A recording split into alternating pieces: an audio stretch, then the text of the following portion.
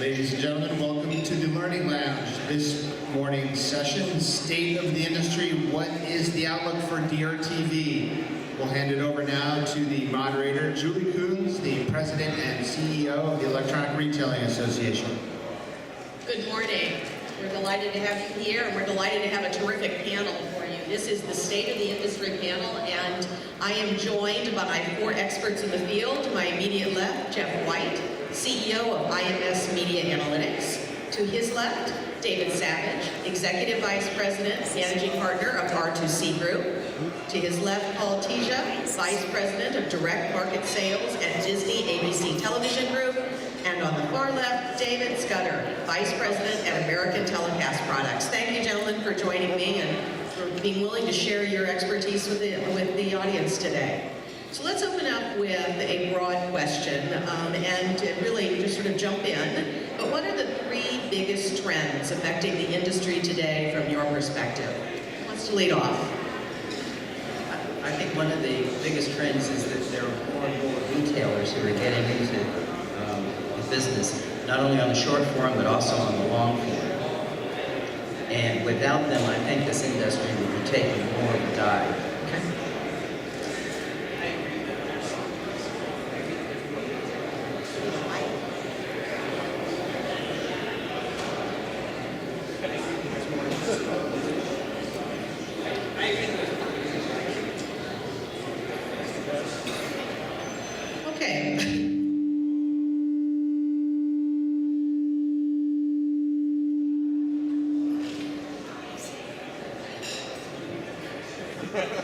Hello. I agree. There are more retailers in the business.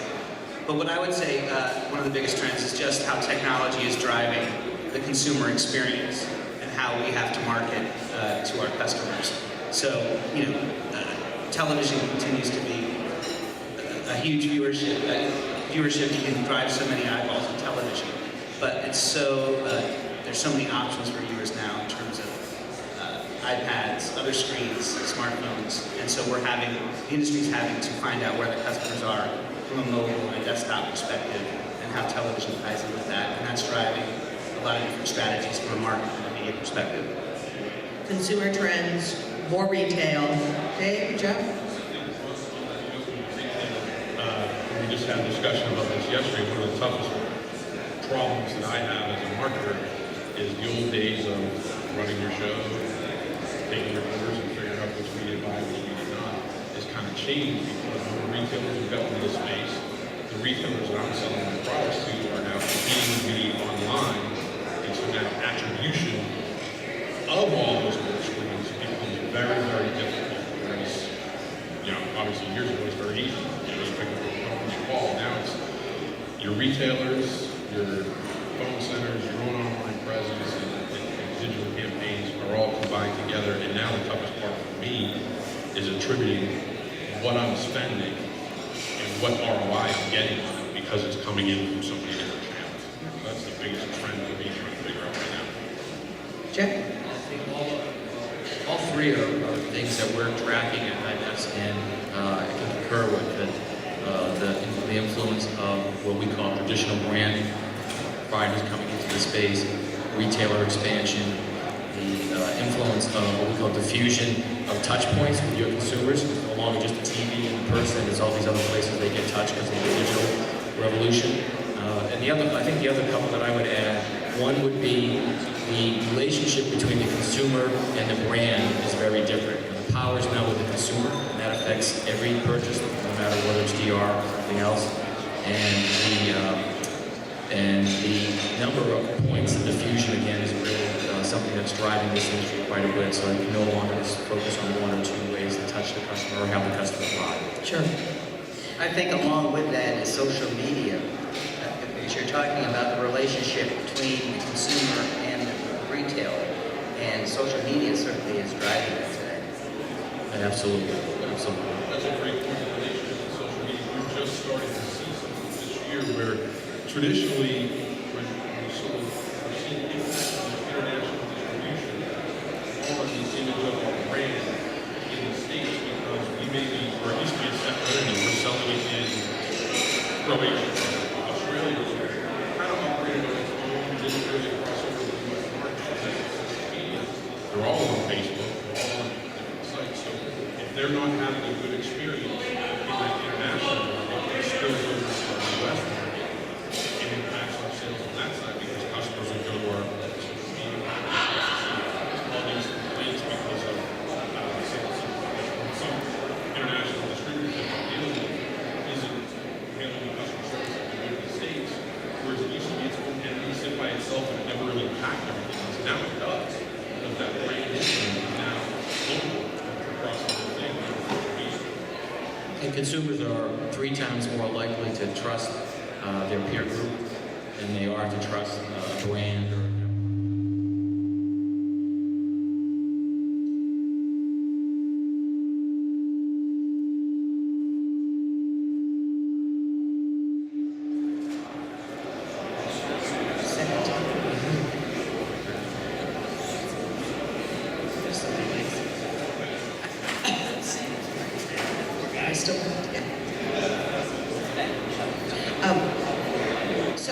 And what's fascinating about this discussion to me is obviously, I mean, we all know that the consumer is who we're marketing to, but now that that consumer changes, how it's rippling, and of course the age of technology, social media, which is of course technology-based, to ripple that out, I mean, that's a long-term trend, so I suspect we're all going to have to live with it and figure it out. So let's talk a little bit about kind of setting that stage and this new reality.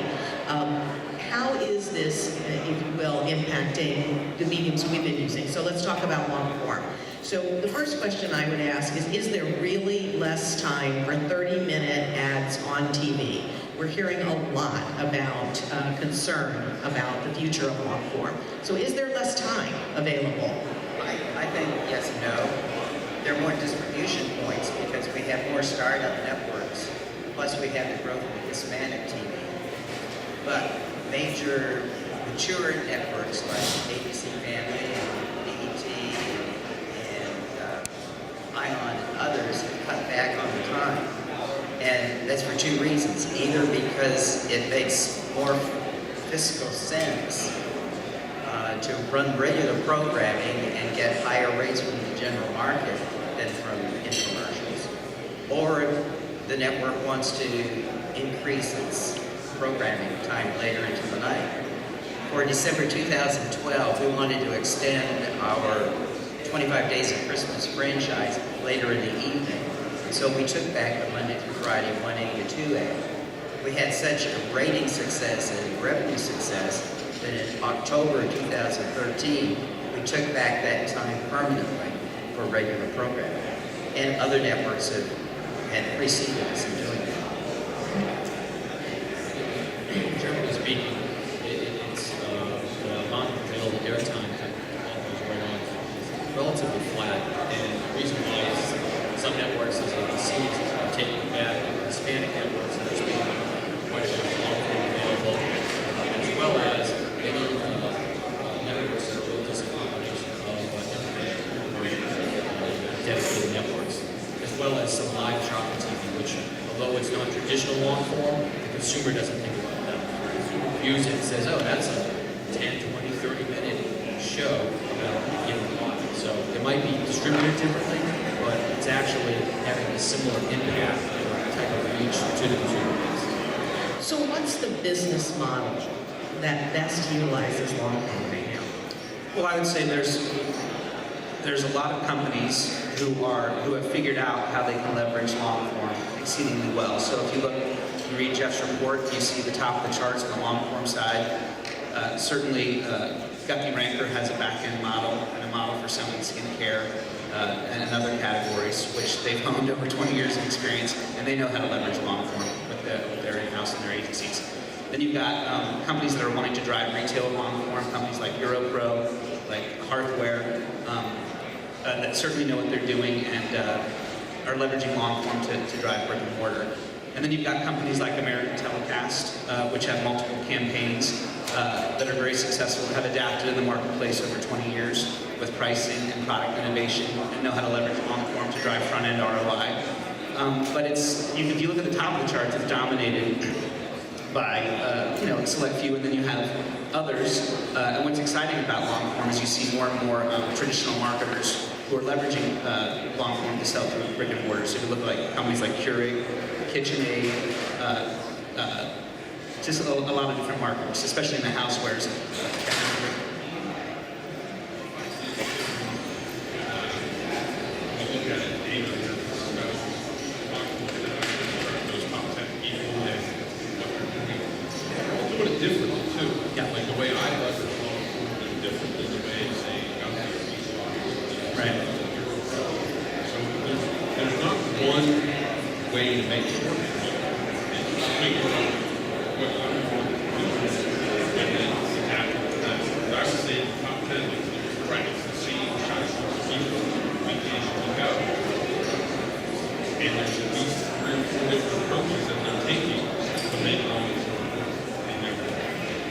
And what I would say is that they're all companies, and thanks for mentioning Beachbody, because I shouldn't have left them out from that series, but they're all companies who are innovating with products. So we can sit around and talk about challenges in the industry, but EuroPro, Guppy Ranker, Beachbody, American Telecast, Hardware, and others that I'm not mentioning are providing great products, great offers, great value to the consumer, and the consumer's rewarding them.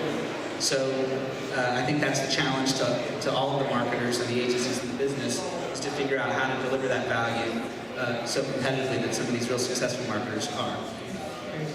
Well, let's turn to short form. So what different types of marketers are achieving great success with short form TV? And then let's talk about a little bit about why.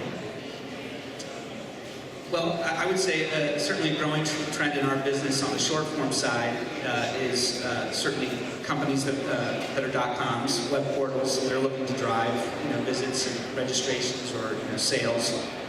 And the Wall Street Journal covered this quite extensively a few months ago, and certainly we're seeing it in our business. There's a lot of opportunity in the .com space. So that's one. But the Telebrands, the Hamptons, the All-Stars of the world. I mean, they have their business models as well in terms of driving brick and mortar, and so when they can see some success on the front end with short form, they're going to leverage the short form to drive brick and mortar as well. So how are they differentiating objectives? So when they use 15s, 30s, 60s, 125-minute spots, how are they, what are the different objectives that they're thinking about as they choose those links? Anybody?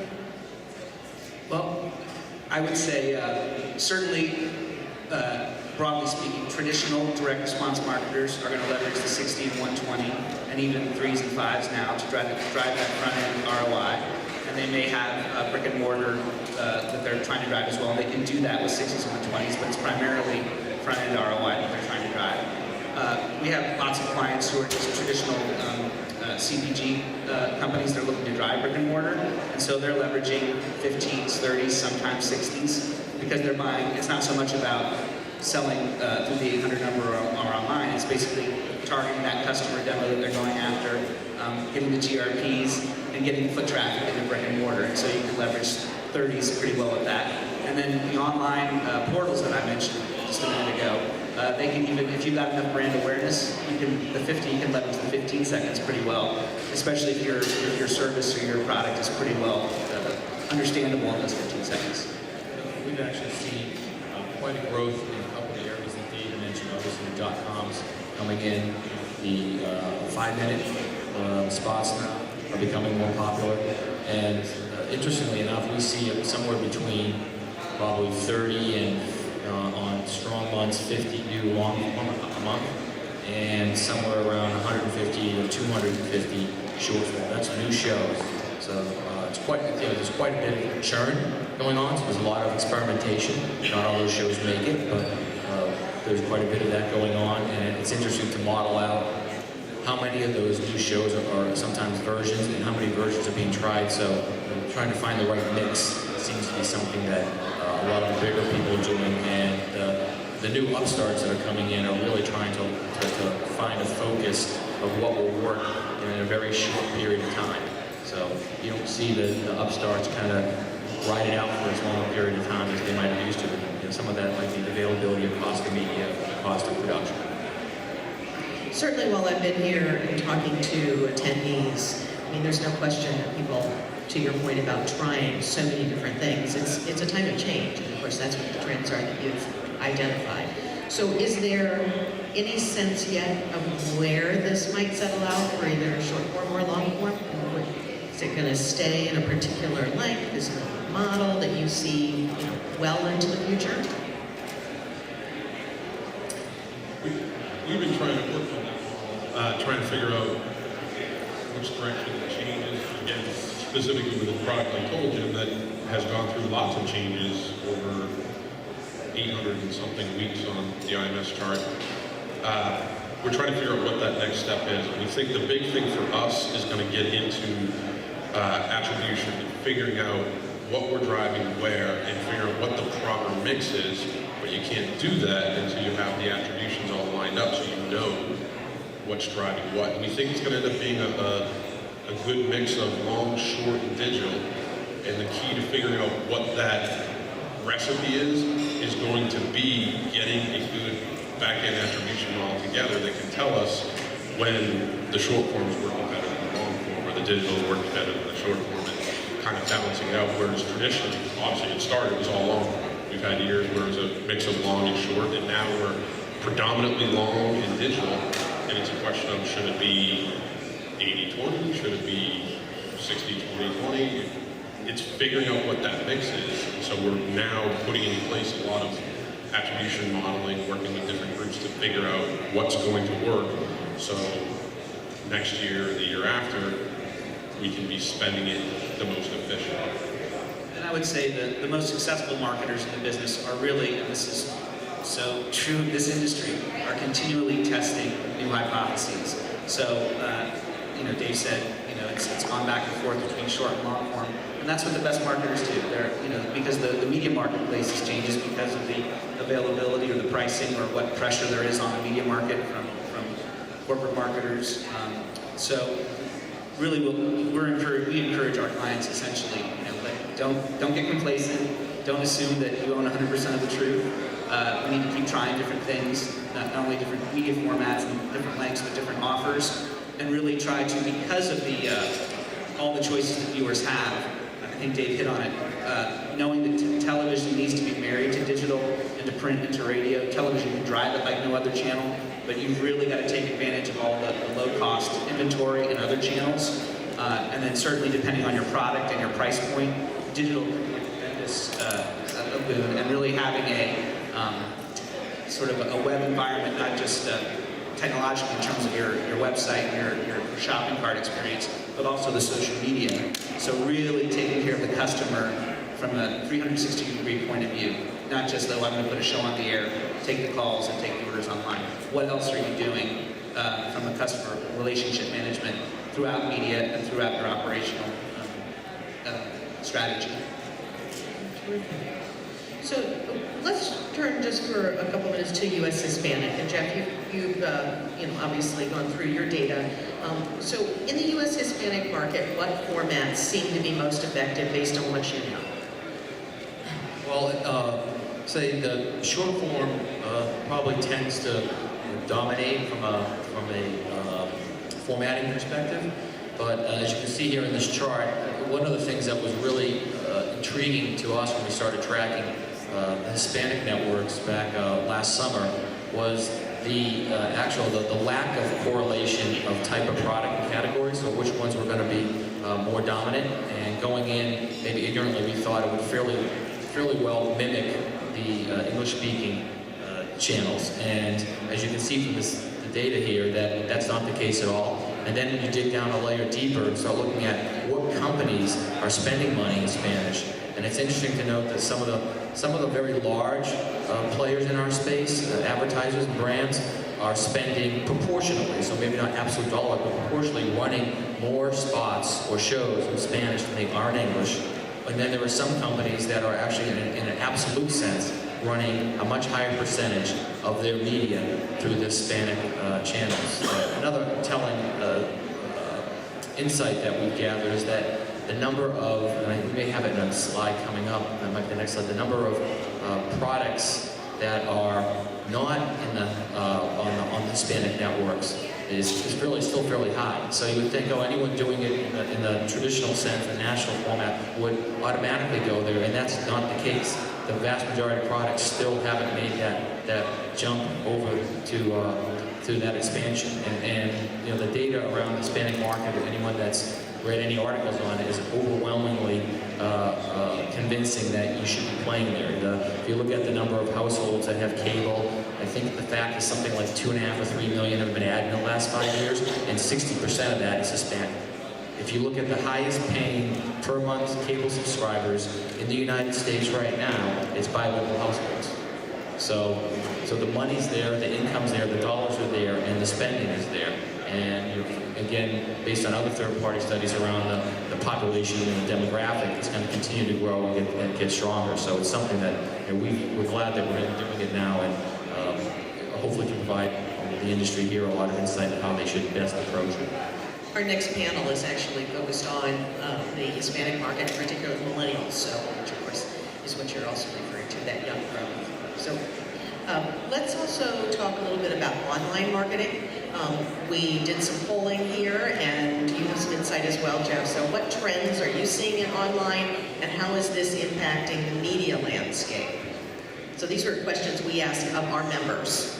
So I'll let you address Because, you know, Drew, based on the survey we did and the feedback we got, there's still a very large proportion of DR players who aren't driving the majority of their revenue online.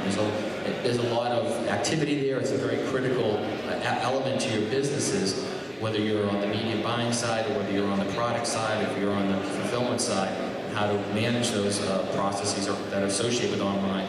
But there's still a lot of potential for growth in the online space. So, and I think what the people that are doing it well are figuring out is that let's use the traditional TV exposure marketing piece as a way of driving sales, and whether they come through online, whether they come through an 800 number, or whether they come through retail, you know, it doesn't matter if you get the model right. You want to get the sale, right? You want to bring the customer in. And so we're seeing that it's continuing to grow, but I think it's it was a little surprising to see the low percentage of people that are dominating there. I think if you looked at below that, how many are actually driving the sales, we'll call it for discussion's sake, completely online, meaning the awareness and the preference is driven online, and then the purchase is done online, is even a smaller percentage. For the other panelists, does this seem sort of, you know, resonant to you, or is this surprising? You know, if we go back to the last slide. When you're dealing with a .com, it's all online. So I think for traditional marketers, a lot of it oftentimes depends on the product and the product price point and the audience that you're going after. We have a lot of boomer or senior related products that still are dominated by 800 number, because there's a lot of questions. The product might be more expensive, and so there's more of a relationship that has to get built. I mean, American Telecast has led the way in terms of how to leverage, you know, call centers. And Dave can comment on that, I'm sure. But it really depends. We have some clients where you would think, oh, they want to talk to an operator about this product because it's new and innovative.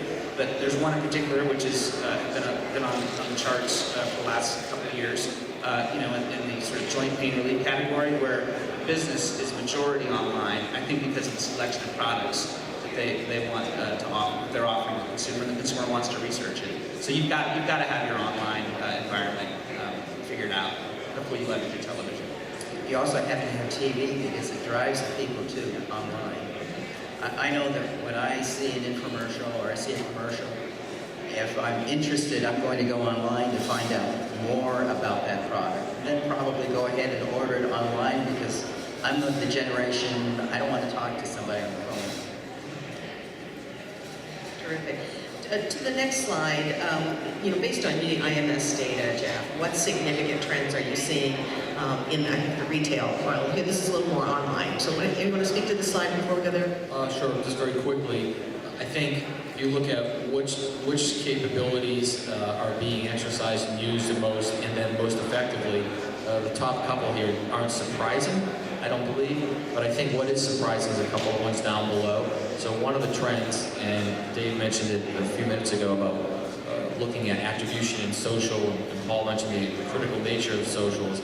So people are looking at the social media, knowing it's really important, but they're not seeing the results that they're expecting. So I think what we're starting to see is a lot more attention being paid there to figure out what is the right model. How do you use social? So it's not should we use it, it's how to use it. And the people, I think we'll get to it later, but the people that are doing it well have figured out some formulas for success that I think the whole industry could learn. And for the audience, this is data that we ask of you. So, this is our sample size, but obviously it's an expert sample size relative to this industry. I think it's one last thing to Paul's point about going online and searching. This is here you go. This is the #1 reason why people want to spend money on SEOs, because they know that the consumer again is in charge. The consumer is unlikely to make the decision and impulse from that first time they see it on television. So they're going to go use the resources available, which are right in their lap, to start looking at what does that really mean? What do people think of that product? Is there another product that is more competitively priced or has a better value? Terrific. All right, let's turn to retail then. So, is this social index? All right. Based on the IMS data, what significant trends are you seeing?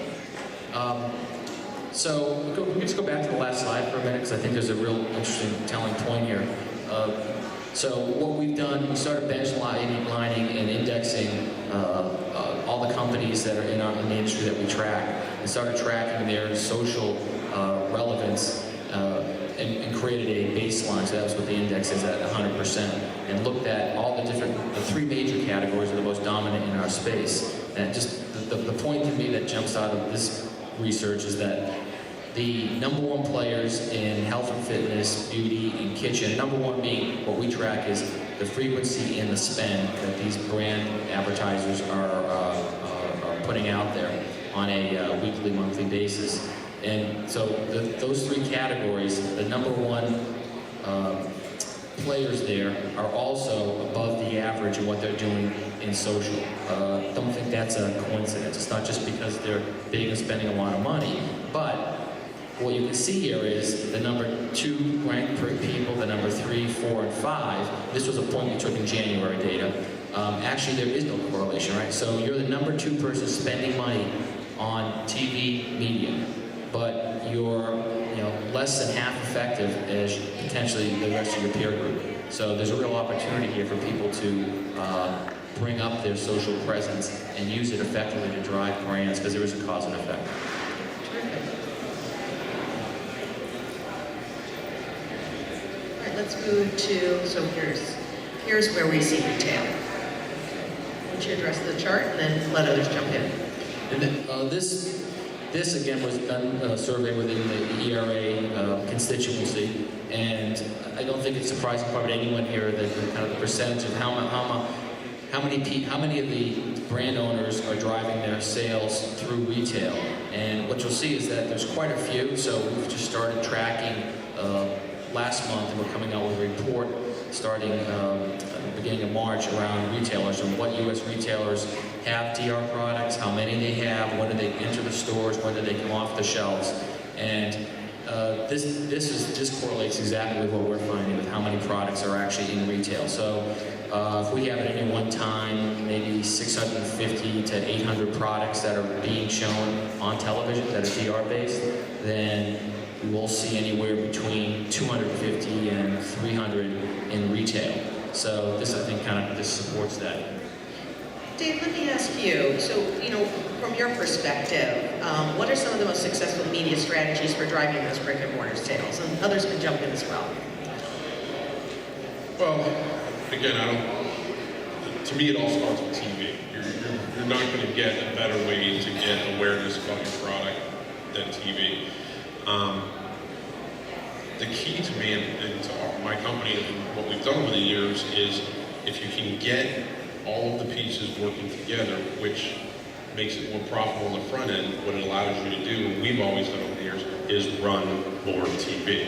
So if you've got your digital side working very well in conjunction with your call center, your fulfillment, so everything becomes more profitable, it allows you to run more TV. And the more TV you run, amazingly enough, you sell more in brick and mortar spaces.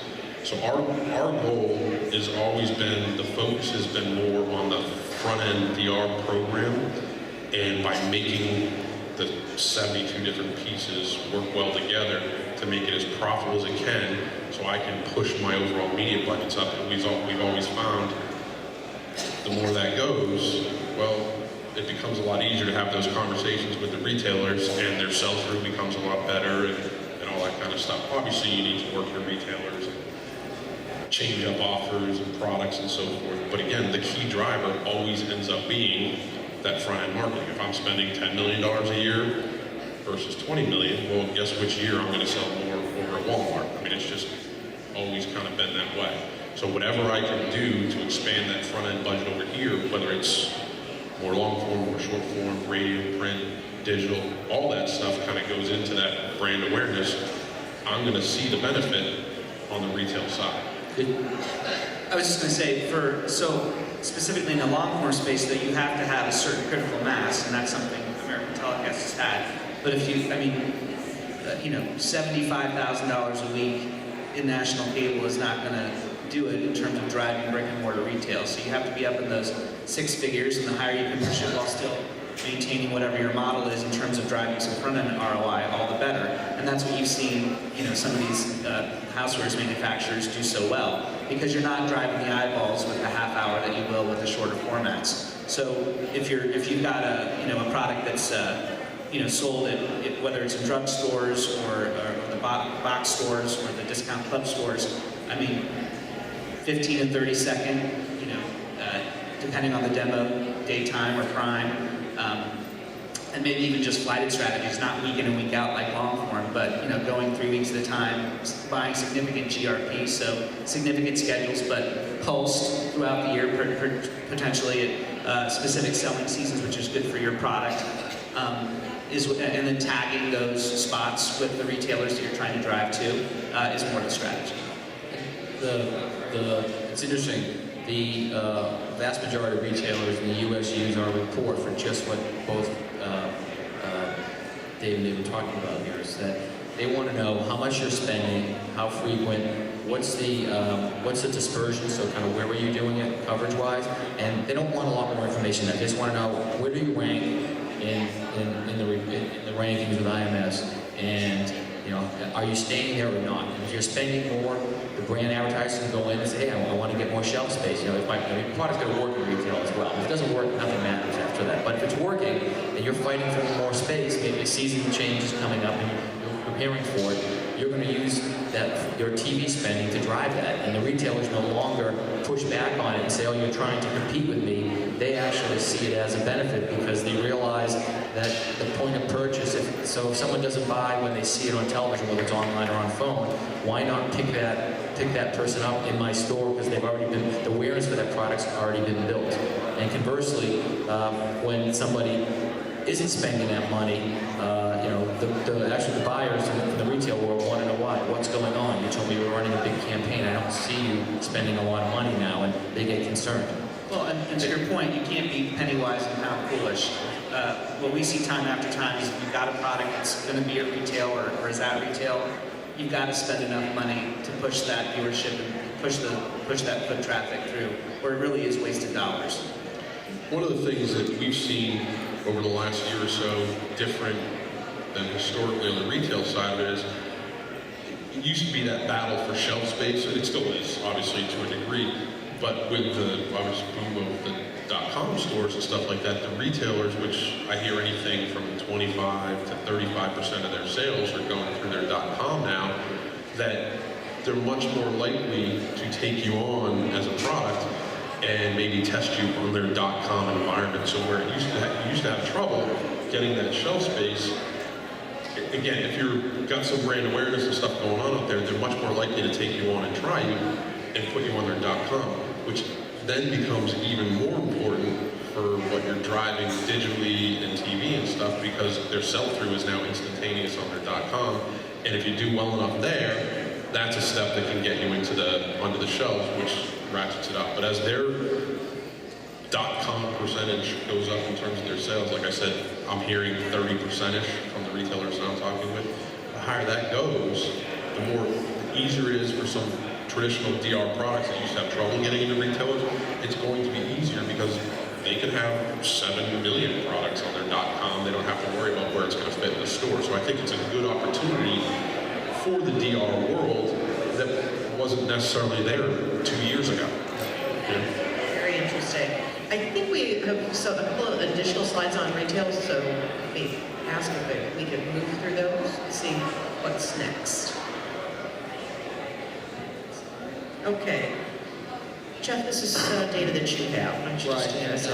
This is based on some of the comments I made earlier about the number of products in retail and how they break out by category. I think this is interesting. We're just starting to track it, so this is our baseline, so I can't tell you what the change has been because we just started doing this last month. But going forward, we'll be able to start telling you what the shifts in the categories are. And this will be a telling sign for what Dave's talking about, with the number of .com products that are associated with those bricks and mortar retailers is significantly higher than what they carry in the stores. So this incorporates those here too. So you may not have your product on the physical shelf, but you're at Target, you're at CVS or Walgreens, what have you, and Petco, what it might be. All right, next slide, please. Full episodes. Are these yours, Paul? These are mine. All right, great. I'll let you address this. The question I have is, with such a fragmented audience, how can an advertiser be seen by its target audience? Well, I'd like to read a clip from the Electronic Retailer for February. If you don't have it, be sure that you subscribe. This is from Stat Watch by Herb Brettner. He says, imagine the scenario. Mom is watching TV and sees your infomercial. She clicks to your website and forwards a link to her husband. He looks at it on his work computer.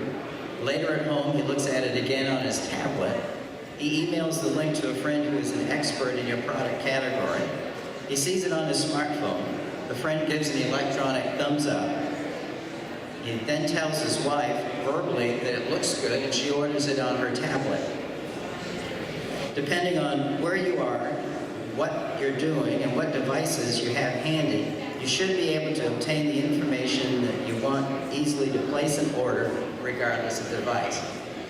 But the same thing is happening on the media side, on the network side. If you look here, we have VOD, and no matter what device you're using, whether it's a smartphone, a tablet, a computer, a TV, you're able to get full episodes. And the great thing is that in most of these instances, your advertising is going right along with the programming. So let's say you have a favorite show, like on our network, Pretty Little Liars is a favorite show with our viewers.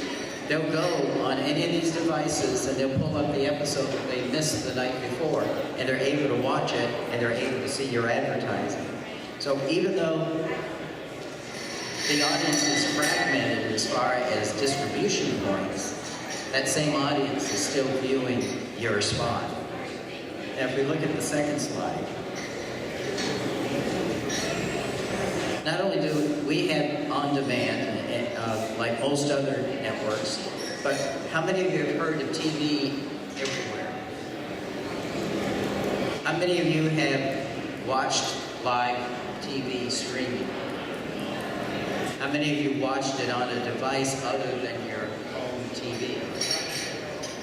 Very good. You're early adopters, I can see.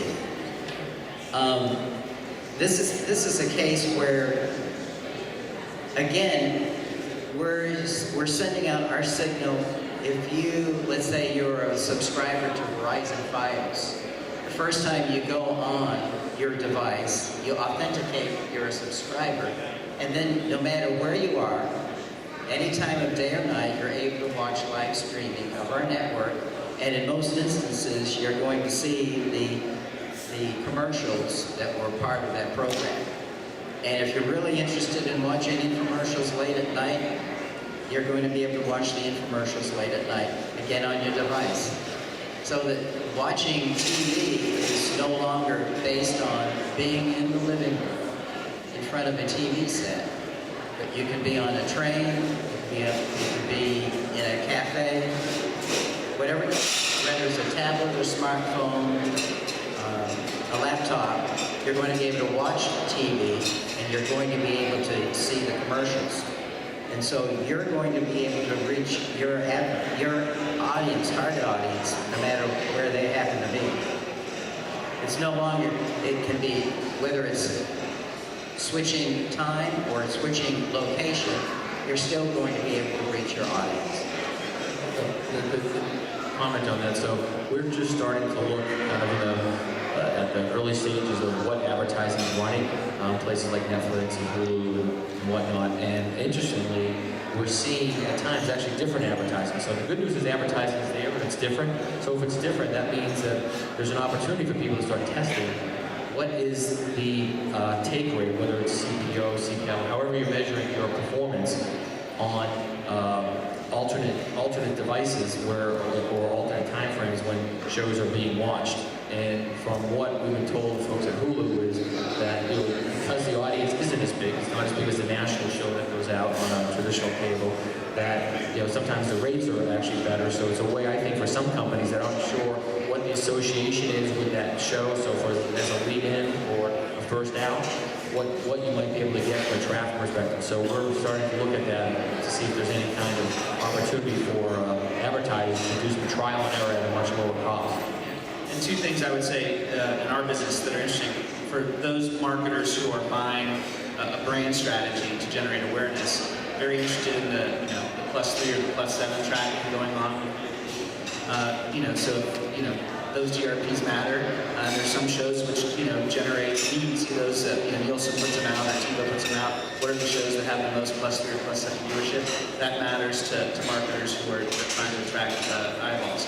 The other thing I would say too, and this is specific to web portal clients,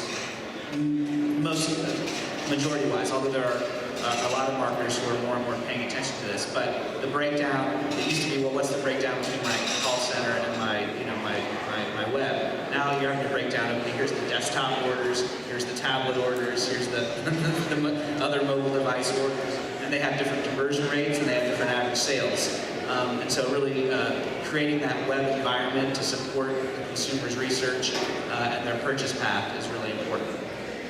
It also drives quite a bit of social activity. So about 72% of Twitter traffic is based on television viewing, which includes multi-screen platforms. So there's a real connection there as well. People that are on the device and if they like the show, obviously if they're watching it in another format, it's something that they really want to see, and they're likely to be chatting about it.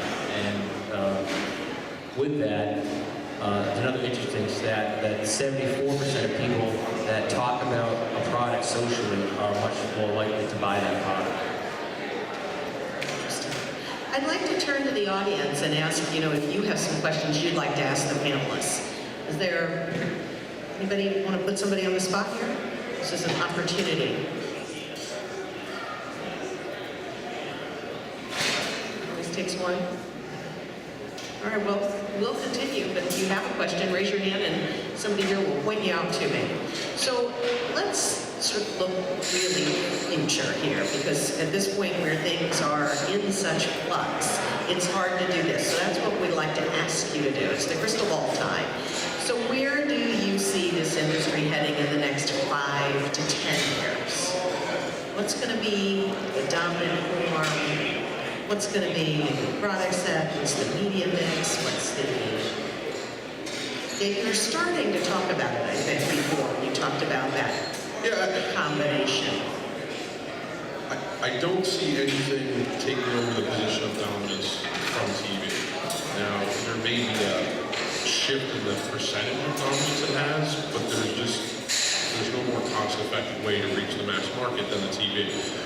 I do see a shift in that percentage where, depending on the campaign, if it is 75% of your budget now, it may come down to 60%. You're shifting 15 of it to another medium, and I do see that medium being digital. As we've seen over the last several years, as we've got into various different forms of digital advertising and so forth, I wouldn't be surprised if a big chunk of that is something new that isn't even available right now.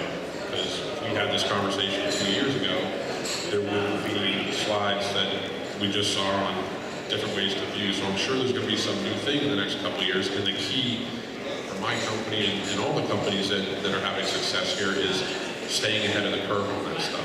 You know, talking about different touch points and what they do.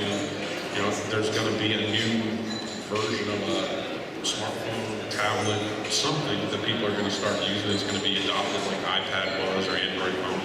That you need to be prepared for stuff like that because it's a new touch point for consumers, and you need to be able to make that available to them. I think that's the key for our side of it is staying on top of the stuff, looking at the attributes, what's driving what. I don't think anything's going to drive any better than TV, but it's getting that low-hanging fruit from the other 6 mediums to enhance it, and then just be ready for next year when everybody starts watching everything on demand, so you have to shift your budget from pay TV here to the on-demand portal or something like that. It's just being ready to change. And I think Dave hit on it when he was talking earlier, is testing. That's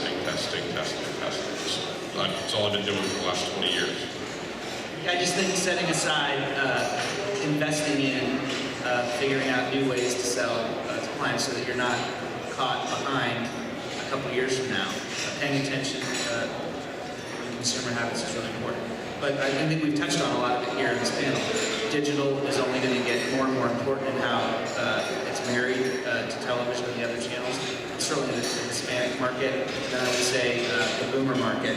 These are just growing, getting bigger and bigger. And so targeting and catering to those cohorts, those communities is a pathway to success. Yeah, I think particularly in short form, the attribution model has to keep up with technology. As Dave was saying, when you're looking at day plus 3, day plus 7, and CPS is talking about 30 days or even longer, you're going to have to make sure that you're taking